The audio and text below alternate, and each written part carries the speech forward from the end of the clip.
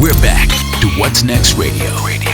I just want to make a brief comment to get back to the discussion about the health disparities in the African American community, because it really is very important. And the reason I want to bring it up, because I couldn't help sitting there reflecting about sometimes when you're in the middle of a crisis like we are now with the coronavirus, it really does have ultimately shine a very bright light on some of the real weaknesses and foibles in our society. And as some of you know, the greater proportion of my professional career has been defined by HIV/AIDS. And if you go back then, during that period of time when there was extraordinary stigma, particularly against the gay community, and it was only when the world realized how the gay community responded to this outbreak with incredible courage and dignity and strength and activism, that I think that really changed some of the stigma against the gay community, very much so. Okay, you should have given me that increment. See, guys, I did know that is the big increment, because he said... First he tells me he's got to break it up in increments. That's a big piece. No, that's like, a half a sandwich. This is half a sandwich. A half? That's a half a sandwich, because the other half... That felt like a big hoagie. No, this is half. That was a half. That was a 6-inch. Okay? Wow. So, here it is now, right, that he had to get back on the mic and share some important things regarding this. It was heavy on him, and it shines a light about what's going on in our society. The weaknesses in our society, right? Weaknesses. Okay, cool.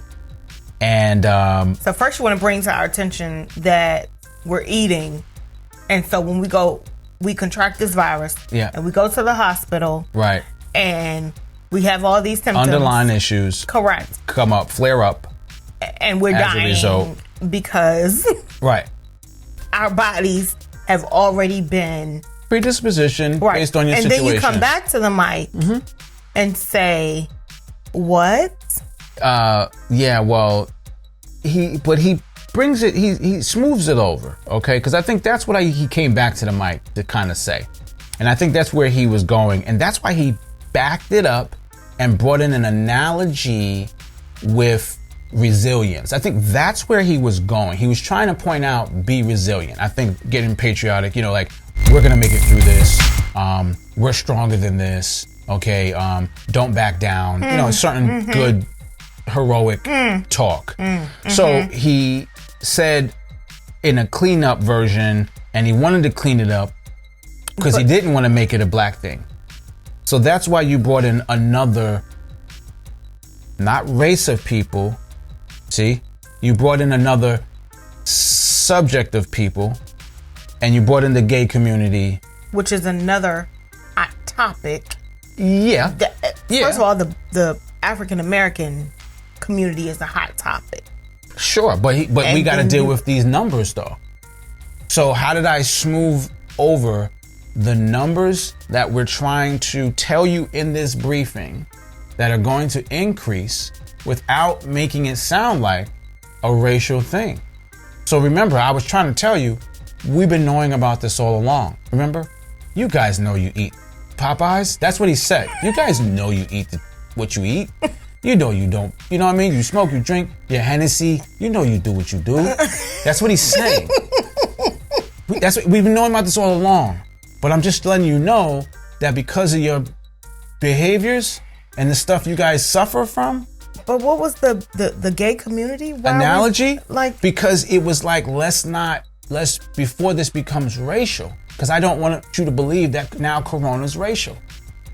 So let's pull in the gay community and their resilience. No, I know that's the face you would make, but their resilience and how they fought back when HIV was coming and the stigma associated with it. However, my brother, I don't know what you mean, Tony, when the word stigma, okay, to the gay community, what they were dealing with, I just didn't know what the stigma is with the black community. I understand the health issues, okay, but not stigma. I hear the health issues that the black community was dealing with. And we agree on that. I think every culture deals with their issues based on their behavior.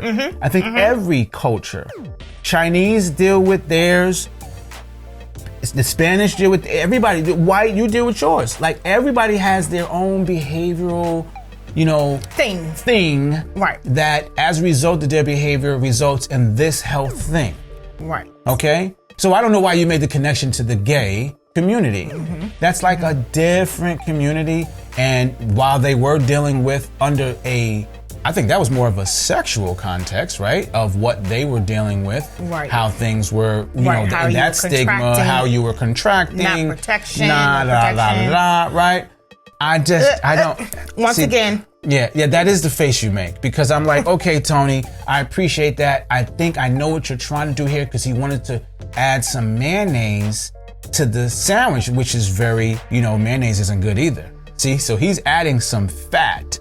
Right, some high cholesterol. He's already doing something to the subject, and he wants to shove it down our throats. Now let's listen carefully. Watch this. Very much so. I see a similarity here because health disparities have always existed for the African American community.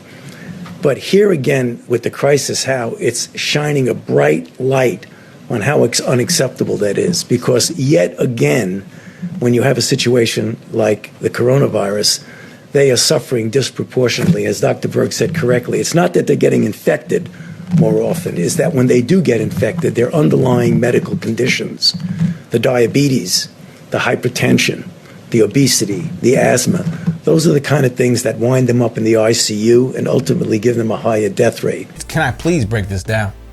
Let me tell y'all something right now and get super clear, because in the other video, he said, we can't do anything about it right now. And I was like, yes, you can. Yes, we can.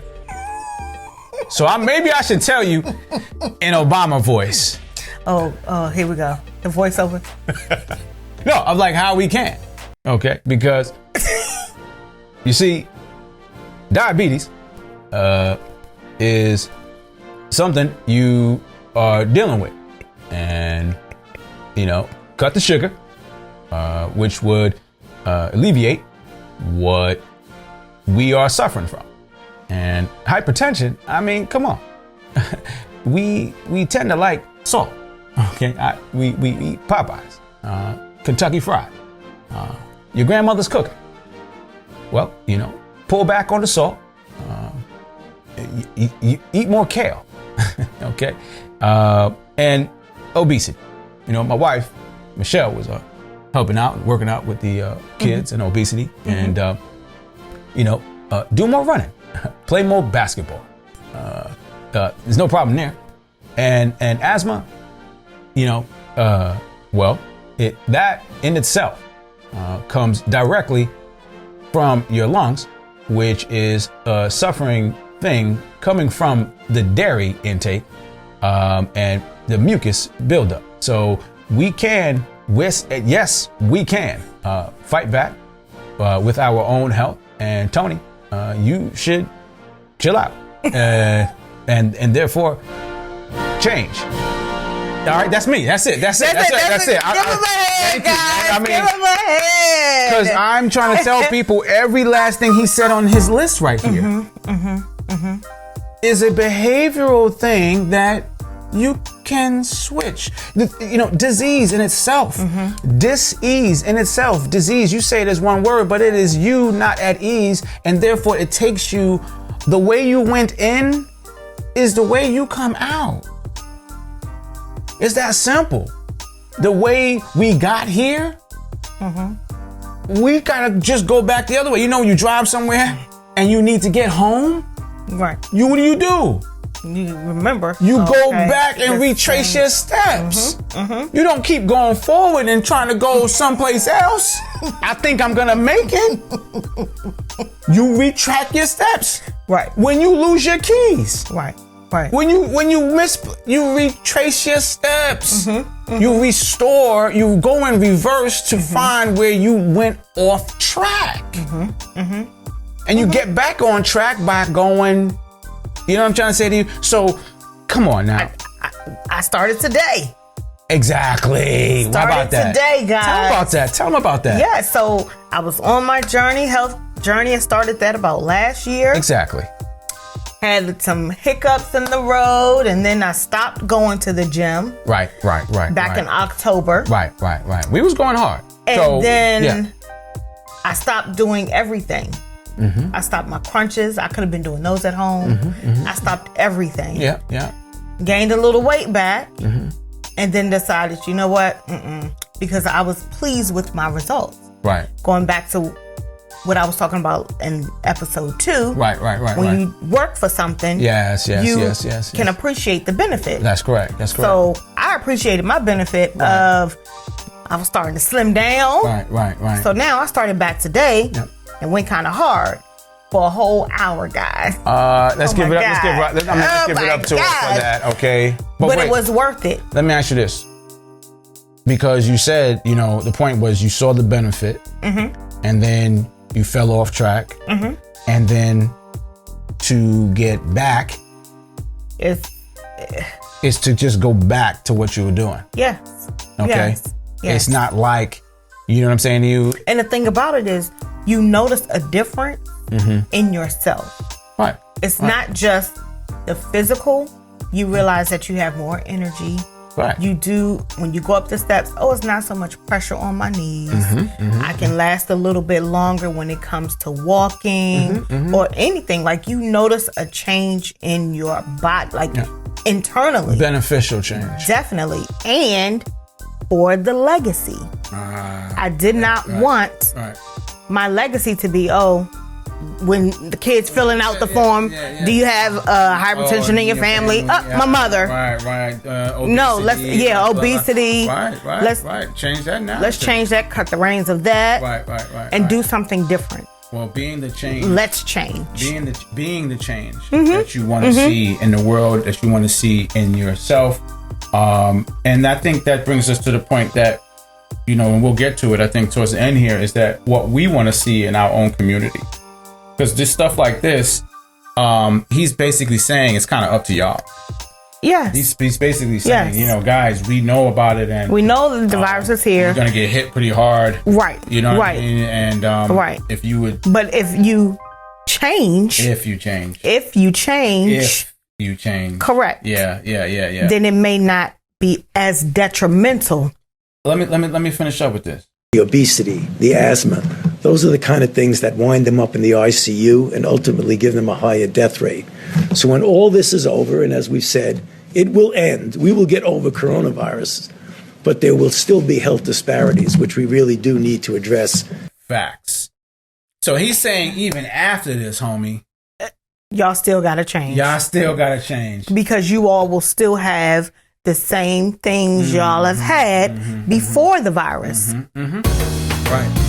So what are you going to do? Wait, how about this? Why don't we just get rid of it all? Right. Huh? Right. Might be that whole conversation. Health is wealth anyway. Yes. Okay. Like literally. Health is wealth. What's next? That about wraps it up. So make sure you subscribe, like, comment, and share. Because we're going to be right here to share light on the things that make you go, So let's grow together. And get paid together on What's Next Radio. What's Next Radio.